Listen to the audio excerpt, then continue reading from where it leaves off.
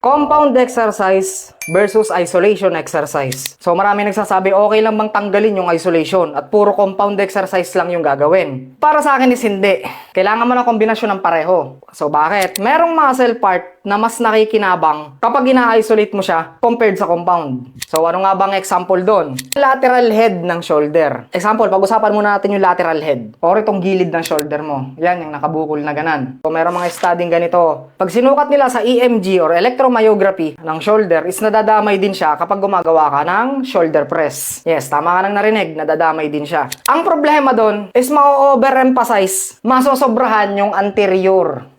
So hindi pwedeng palagi mong gagawin yung sinasabi dun sa study. Mag-o-overdevelop tong harap kesa dito sa may gitna. Kaya dun magiging importante ang lateral raise. Hindi mo siya pwedeng tanggalin. Meron talagang muscle part na ganun, na mas nakikinabang siya kapag sa isolate. Example, nag-bench press ka. So, ibig bang sabihin, hindi ka na magpe-perform ng tricep exercise kasi nadamay na siya sa bench press. Ganun ba yon? So, syempre, di ba hindi? Gagawa ka pa rin ng exercise para matarget yung tricep mo. At least, yung tricep mo is para magkameron siya ng intensity na yung mismong tricep mo lang makakatanggap. Walang ibang body part na madadamay. So, mas goods yun. So, yung sinasabi nila na kung ano daw mas maganda, compound exercise or isolation exercise, hindi mo kailangan i-separate yan. Kailangan mong gawin yan pareho. So, hindi mo pwedeng basta lang tanggalin ng isolation. Kailangan mo ng kombinasyon ng dalawa. Compound at isolation. So, yun lang muna sa video na to. May follow na lang ako. Maraming salamat. Subscribe and follow Clouds Fitness for more fitness content.